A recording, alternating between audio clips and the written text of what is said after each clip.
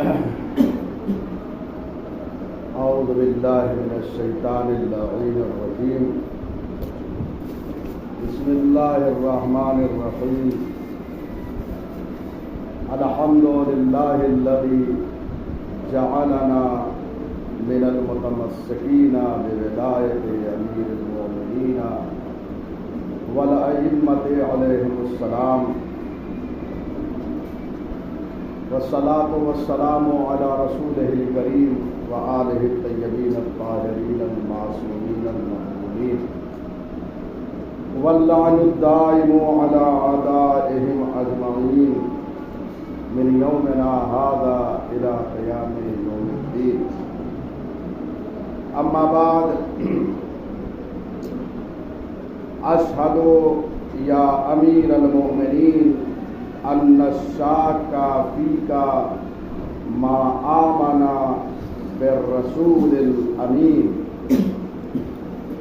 حاضرین محترم، آج ہمارا یہ نواں درس ہے زیارت قدیریہ کے سلسلے میں. اس کی شرح کو بیان کر رہے ہیں. گفتگو یہاں پہنچی ہے کہ امام دہم علیہ السلام اپنے جد امجد کو خطاب کرتے ہوئے یہ فرما رہے ہیں: اشہد یا امیر المؤمنین ان الشاک فیک ما آمن بالرسول الامین.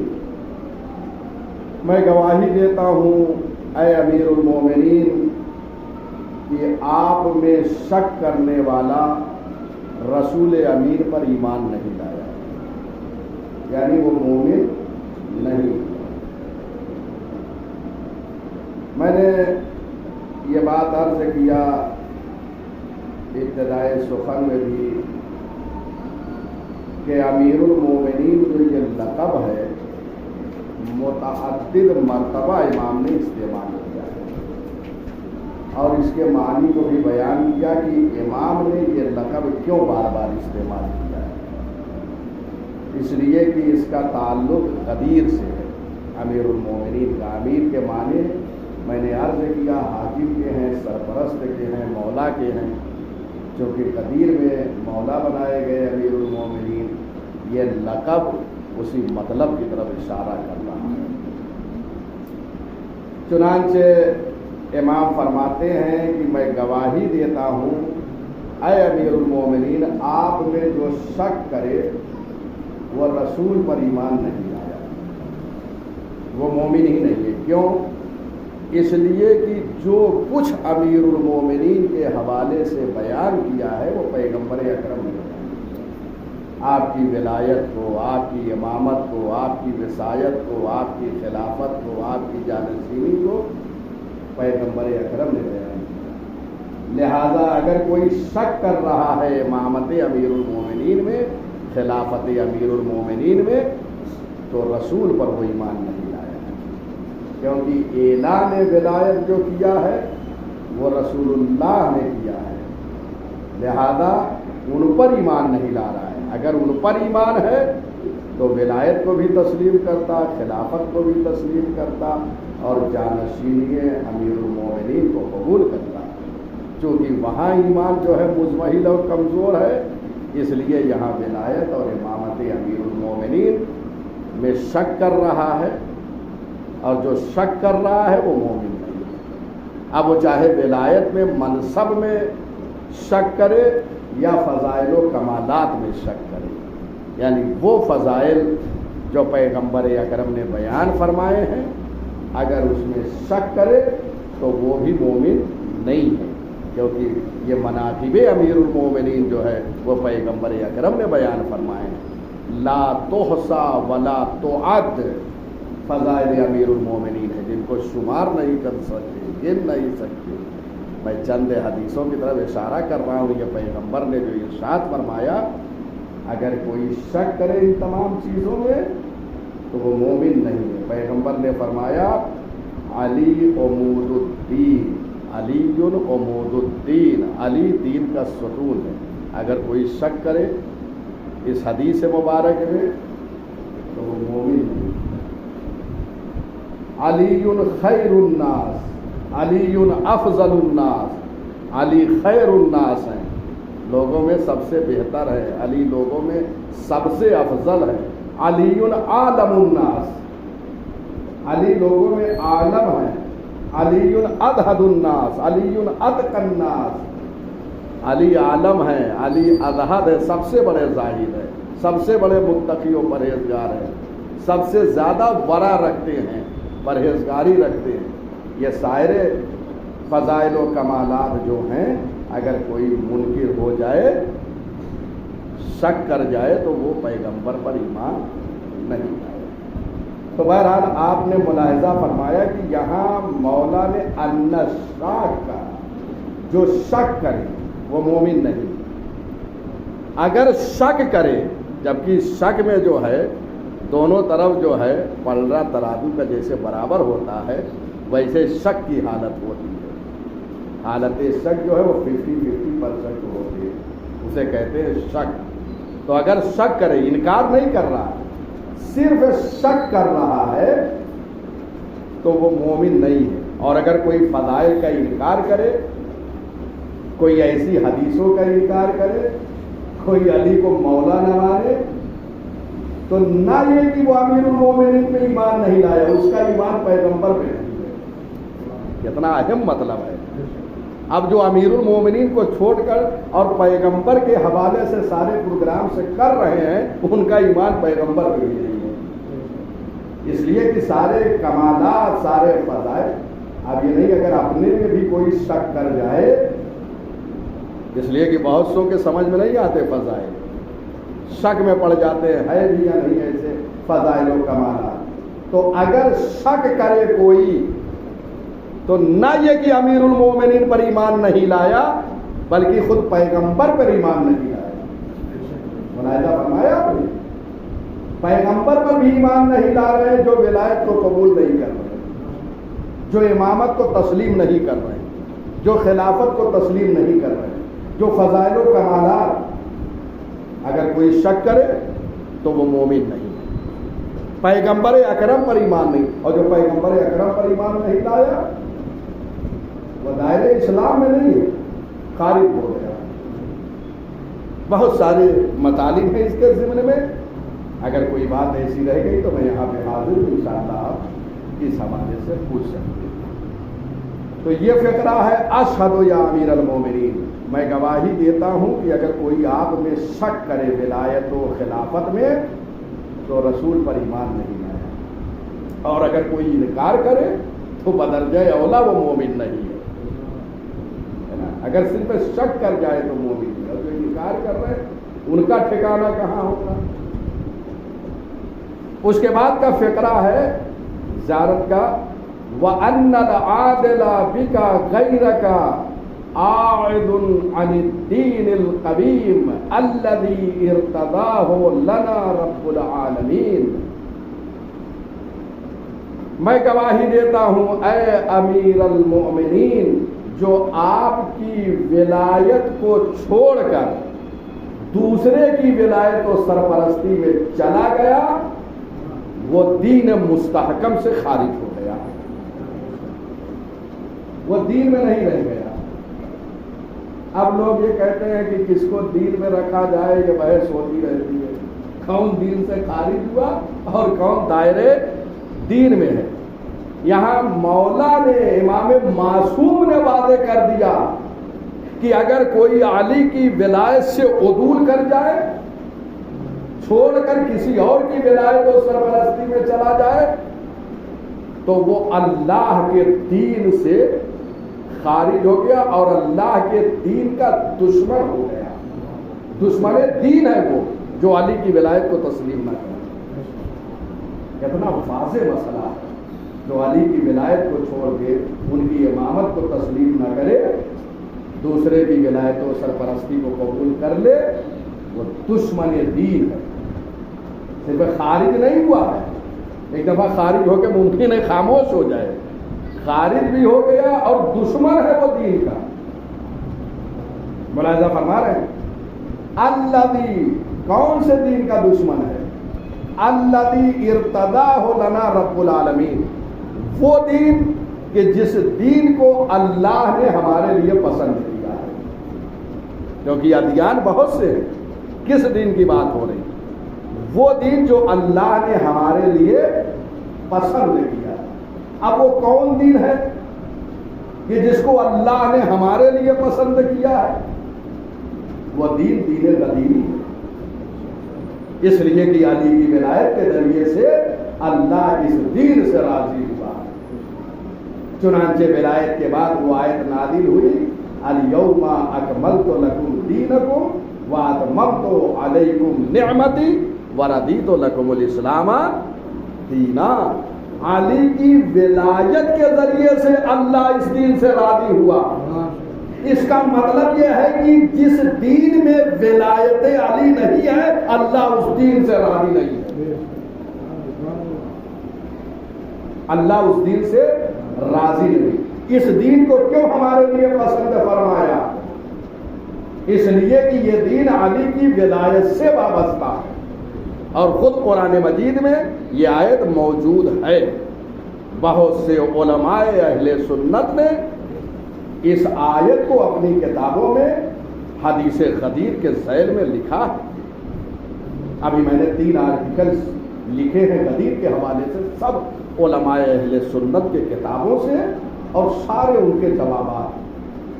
خدا کی قسم اس کے بعد حجت باقی ہی نہیں رہی.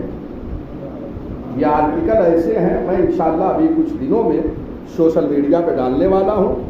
دنیا میں کسی مولوی، کسی مفتی کو اگر اعتراض ہو، اعلان عام ہے، چیلنج ہے، ان کی کتابوں سے ہے. اگر سمجھنا چاہیں، اگر دیکھنا چاہیں تو کتابوں میں ان کو وہ روایت اور وہ ساری باتیں گفتگو مل جائے گی. اس کے بعد بھی اگر کوئی اعتراض رہ جاتا ہے تو انشاءاللہ وہ عنقریب میں پیش کروں گا اور سوشل میڈیا پہ ڈالوں گا. اس لیے کہ یہ زمانہ ہے کہ لوگ سمجھیں کہ ان کی کتابوں میں کیا لکھا ہے.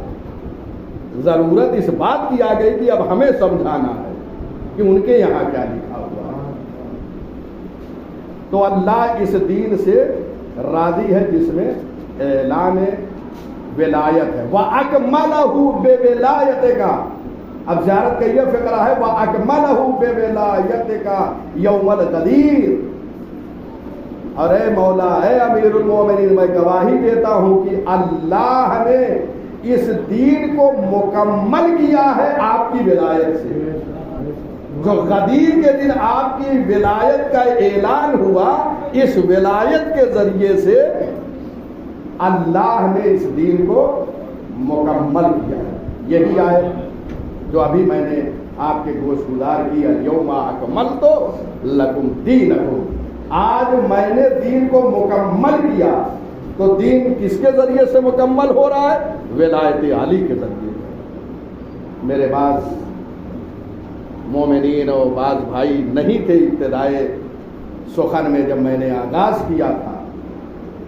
میں نے عرض کیا تھا یہ زیارت غدیریہ غدیر کے دن ضرور پڑھیے، اور نہ صرف غدیر کے دن بلکہ روزانہ اس کو پڑھیے. جیسے زیارت عاشورہ ہے، اگرچہ روز عاشور پڑھتے ہیں لیکن آپ روزانہ اس کو پڑھیے، اس کے فوائد ہیں. ویسے ہی زیارت غدیریہ کے فوائد. کیوں؟ اس لیے کہ یہ 10ویں امام سے منقول ہے. یہ زیارت امام معصوم کو حاکم وقت نے اس وقت سامرہ بلایا تھا، تو امام مدینۃ الرسول سے تشریف لے گئے ہیں. تو راستے میں نجف اشرف ملا، امام وہاں تشریف لے گئے، اور جس دن تشریف لے گئے 18 ذی الحجہ، امام نے اس وقت یہی زیارت غدیریہ کو نجف اشرف میں اپنے جد امجد کے قبر مطہر کے قریب کھڑے ہو کر پڑھا. لہذا اس کو پڑھیے. اور چونکہ بڑا اختناق اور بڑے گھٹن کا زمانہ تھا وہ، کہ ولایت امیر المومنین کو بآسانی اس زمانے میں بیان نہیں کیا جا سکتا تھا، لہذا امام نے کیا کیا کہ اس زیارت کے ضمن میں پورے غدیر کو پہنچا دیا. کہاں تک دشمن پابندی لگائے گا؟ سارے ادلہ و براہین قرآن کی آیتوں کو اس میں پیش کر دیا کہ صبح قیامت تک آنے والے لوگوں کے لیے زیارت قدیریہ حجت ہے۔ ان کی ولایت سے مکمل ہوا۔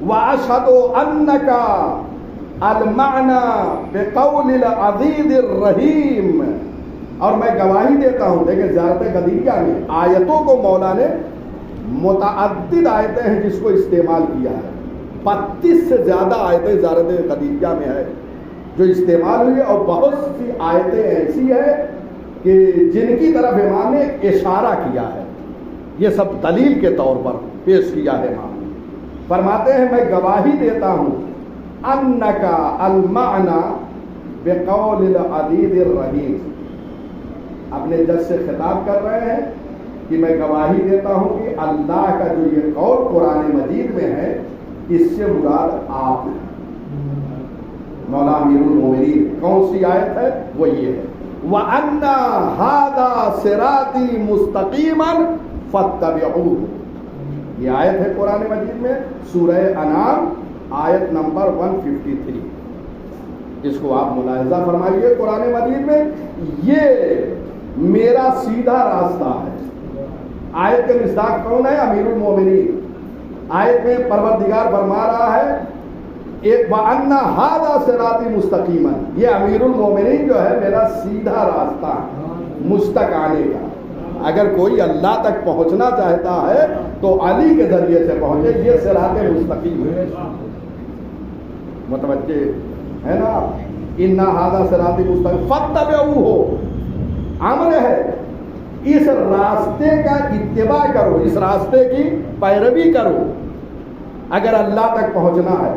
وَلَا تَتَّبِعُوا السُّبُلَ، اور متعدد راستوں کی طرف نہ جاؤ، دوسرے راستوں کا اتباع اور ان کی پیروی نہ کرو۔ فَتَفَرَّقَ بِكُمْ عَنْ سَبِيلِهِ، کیونکہ یہ مختلف جو راستے اور ہیں وہ تمہیں راہ حق سے منحرف کر دیں گے، اللہ کے راستے سے منحرف کر دیں گے۔ آپ نے ملاحظہ فرمایا صراط مستقیم علی ہے، اور اس راہ کے مقابل میں اور متعدد راستے ہیں۔ قرآن یہ کہہ رہا ہے کہ اس راستے سے آؤ جو علی کا راستہ ہے، صراط مستقیم۔ صراط یہاں پہ مفرد واحد استعمال ہوا ہے، اور سبل جو ہے سبیل کی جمع ہے۔ جو گمراہی کے راستے ہیں وہاں جمع استعمال کیا اللہ نے، اور صراط مستقیم صراط کو واحد استعمال کیا۔ کیوں؟ اس لیے جو راہ حق ہے وہ ایک ہے، 12 ہے لیکن سب کا راستہ اللہ تک پہنچا رہا ہے، لیکن اس راستے کے مقابل میں جو اور سبل ہے، سبیل کی جمع، وہ سب گمراہی کے راستے ہیں، وہ اللہ تک نہیں پہنچائیں گے، اللہ تک وہ منتہی نہیں ہو رہے۔ تو اور آپ ملاحظہ فرمائیں سورہ حمد میں، اس میں بھی آپ پڑھ لیں اہدنا الصراط المستقیم، یہاں بھی ہے وَأَنَّ هَذَا صِرَاطِي مُسْتَقِيمًا۔ صراط مستقیم کے حوالے سے جتنی آیتیں قرآن مجید میں موجود ہے سب سے مقصود اور مراد امیر المومنین اور ائمہ خدا علیہ السلام ہے۔ یہ سب تفسیر میں یہ ہے کہ صراط مستقیم علی اور آل علی۔ میں ایک روایت پڑھ رہا ہوں جسے علامہ شیخ نجاح الطائی، ان کی ایک کتاب ہے تفسیر اہل بیت علیہ السلام، 25 جلدوں میں لکھی ہے، عربی زبان میں ہے، بہترین تفسیر ہے، تفسیر روائی ہے، پڑھنے کے قابل ہے۔ اگر عربی کسی کو آ رہی یقیناً اس تفسیر کو پڑھنا چاہیے۔ اور یہ روایت جو اب پڑھ رہا ہوں تفسیر فرات کوفی، یہ 2 کتابوں کا میں حوالہ دے رہا ہوں۔ روایت امام باقر علیہ السلام سے ہے جن کی آج شب شہادت ہے۔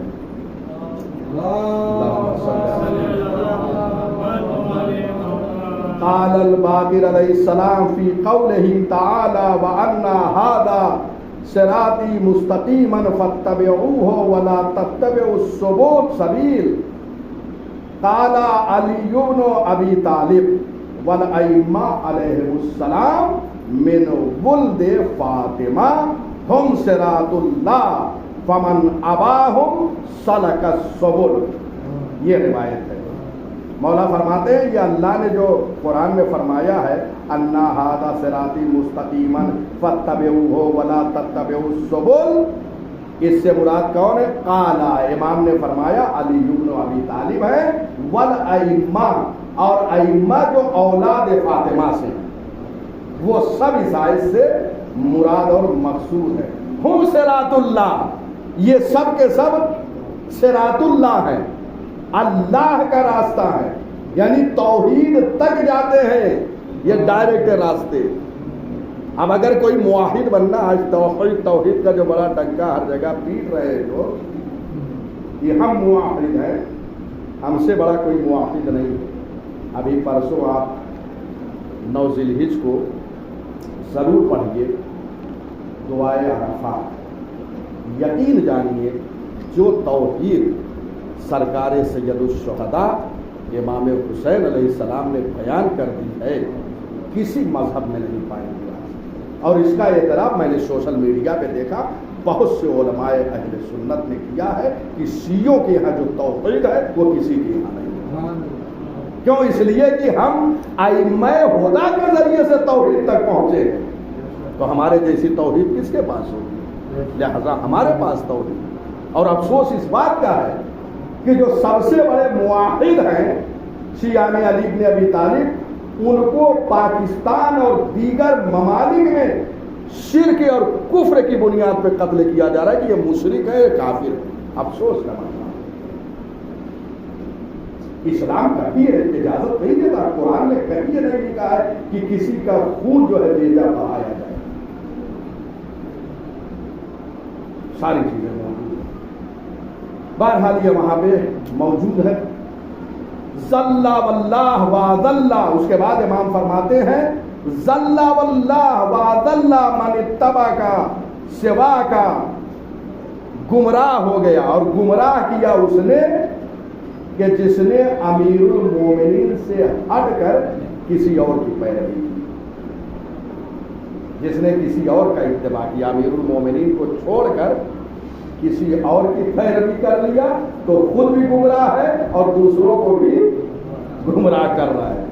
ذلہ کے معنی گمراہ خود ہے، وَأَضَلَّ، اور گمراہ کر بھی رہا ہے.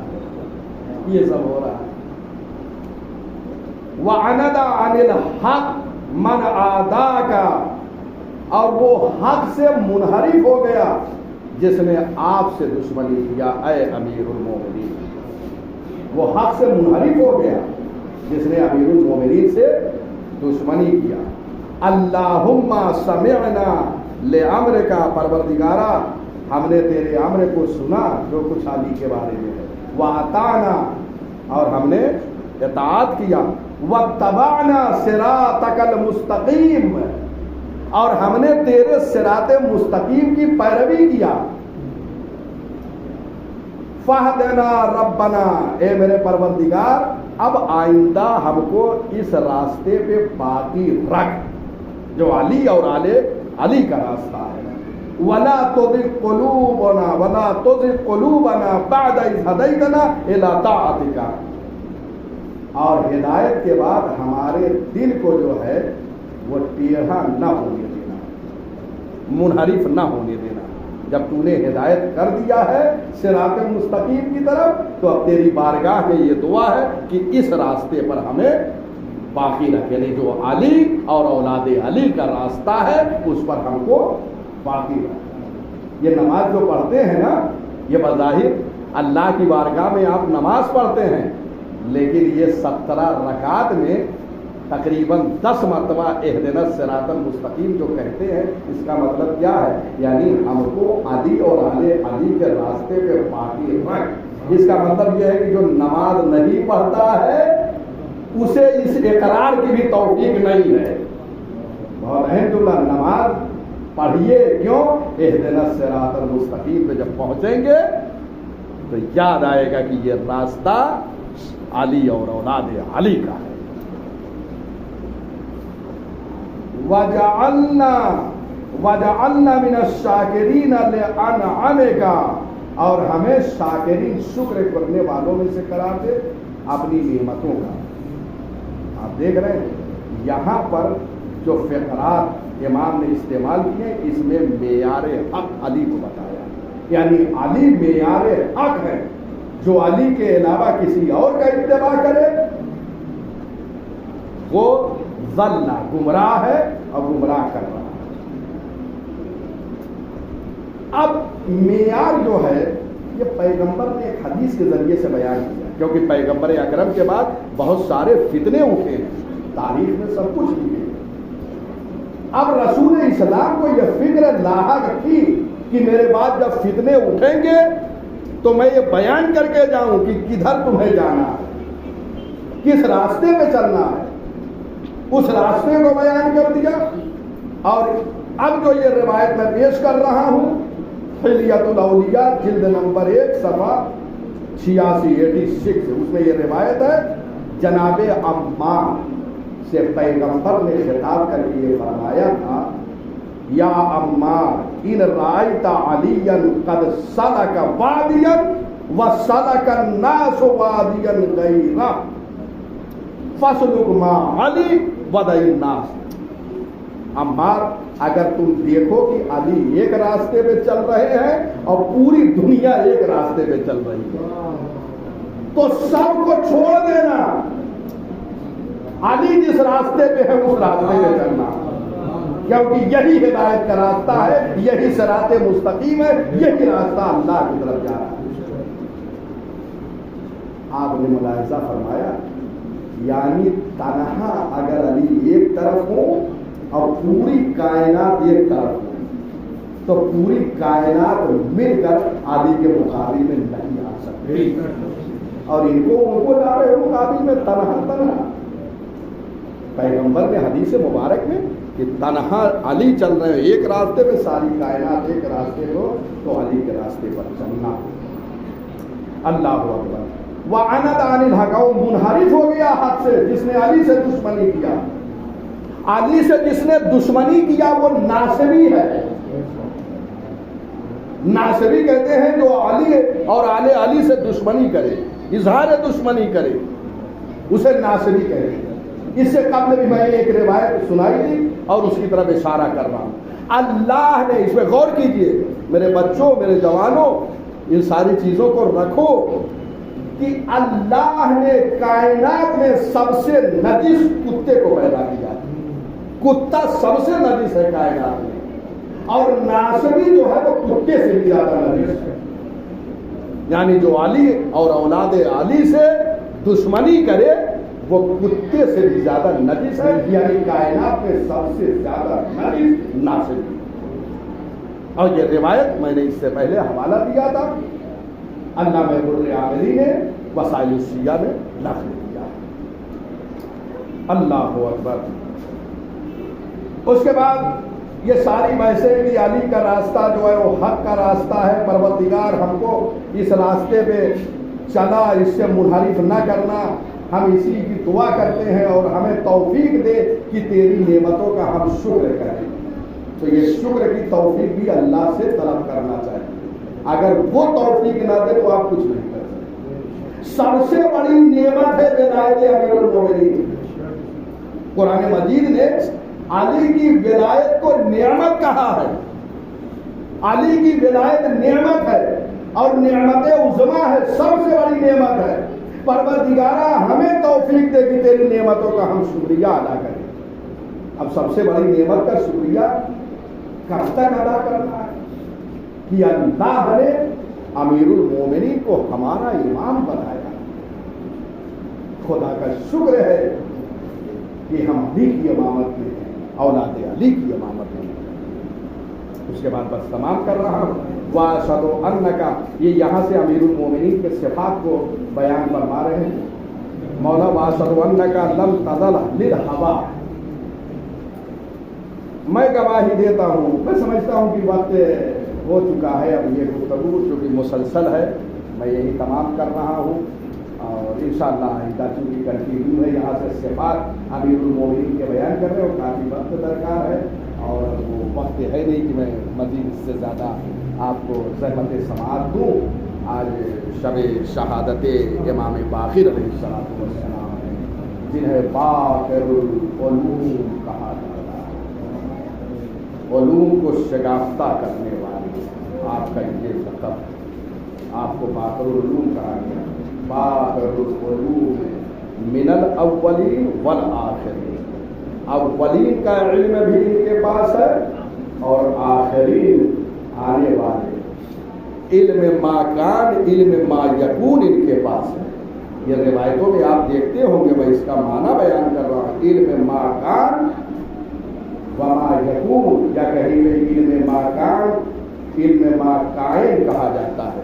آپ کے پاس علم ما کان ہے یعنی گزشتہ کا علم ہے، وما یکون اور آئندہ جو چیزیں آنے والی ہے ان سب کا علم آپ کے پاس ہے. یہ باقر العلوم، یہ ائمہ دنیا کیوں ان کی دشمن ہے؟ کسی ولایت اور امامت کی بنیاد پر.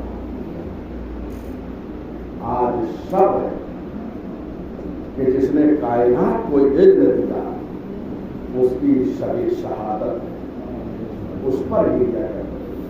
آپ کے گھروں میں چھوٹے چھوٹے بچے ہوتے ہیں، انصاف سے بتاؤ، ایک سوال ہے بس میں مسائل پورا اس لیے پڑھ رہا ہوں. اگر ایک چھوٹا 4 سالہ بچہ ہو آپ کے گھر اور کوئی دشمن آ کے اس چھوٹے بچے کے سامنے باپ کی اہانت کر دے تو بچہ زندگی بھر نہیں بھولے گا. اگر کوئی آ کے باپ کو اذیت دے دے تو بچہ نہیں بھولے گا. آپ سمجھ گئے؟ کربلا کے میدان میں امام باقر 4 سال کے ہے، ہاتھوں میں ہتھکڑیاں باپ کے پڑی ہوئی ہے. اجرکم اللہ، مولا آپ کو کوئی کام سوائے جانتے ہو نا. جب چھوٹا بچہ ہوتا ہے تو آپ کیا کرتے ہیں؟ 4 سال کا ایک معصوم جنہیں کہا جاتا ہے وہ تو واقعی امام معصوم ہے. 4 سال کا بچہ ہو، باپ بار بار اسے کلیجے سے لگائے گا، مگر آئے سید سجاد اپنے لال کو کیسے آغوش میں دے. ہاتھوں میں ہتھکڑیاں ہے، پیروں میں بیڑیاں، گلے میں خاردار دو.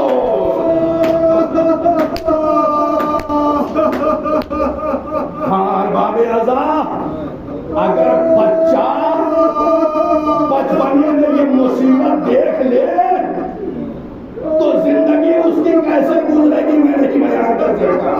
ارے جو چھوٹا سا بچہ 3 دن تک بھوکا پیاسا رہا، اپنے دادا کے سر رو کے نیزے پر دیکھ رہا ہے.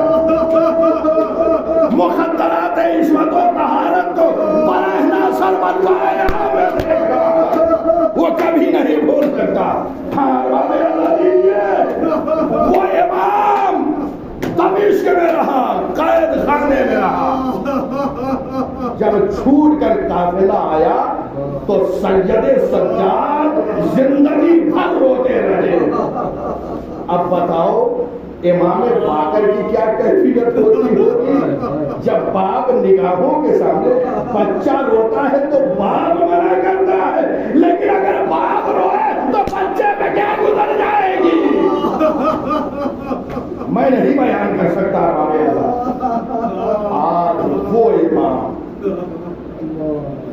آج وہ امام دنیا سے گزر گیا، اسے زہر تلف شدید کر دیا ہے. ایسے زہر دیا گیا کہ قاتل نے زہر دے دیا اور چاہ رہا تھا کہ میں چھپ جاؤں. امام نے یہ دیکھا کہ میرا قاتل چھپ جائے گا، اپنے بیٹے امام صادق کو قریب بلایا اور کچھ وصیتیں کیا ہے. بستر شہادت پر زہر کے بعد امام کی کیفیت بدل گئی ہے. اب زہر جو ملتا ہے نا اس کی متعدد کیفیت ہوتی ہے، انسان تڑپتا رہتا ہے.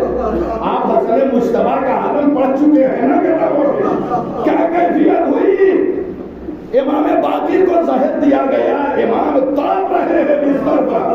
اپنے بیٹے کو بلایا، کہا میرے لال اب میں دنیا میں نہیں رہوں گا، اس لیے کہ میرے بابا امام زین العابدین مجھے لینے کے لیے آ گئے ہیں۔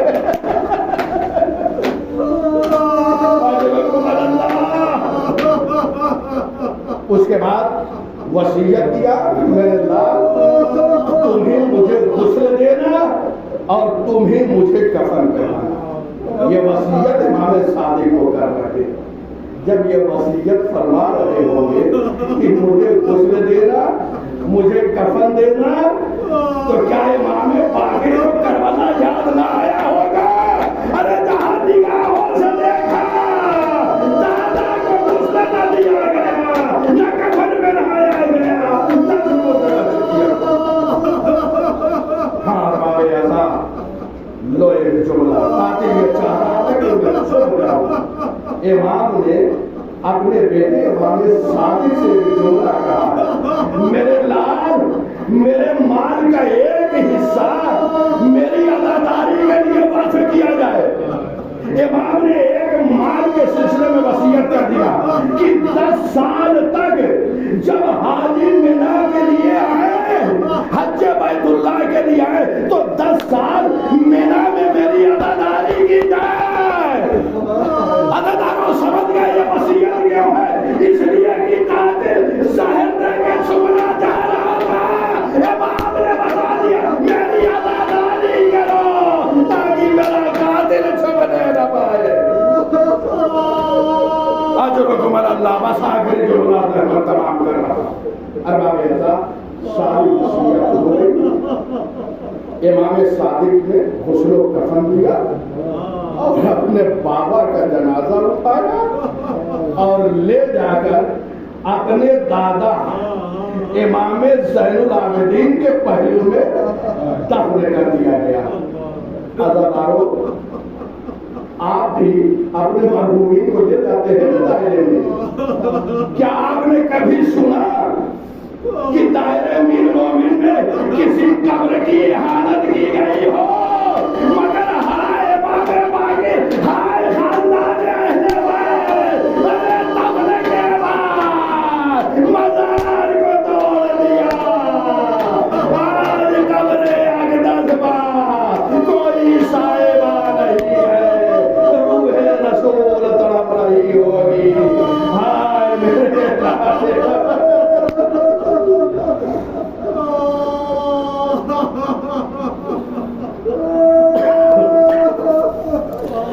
وَسَيَعْلَمُ الَّذِينَ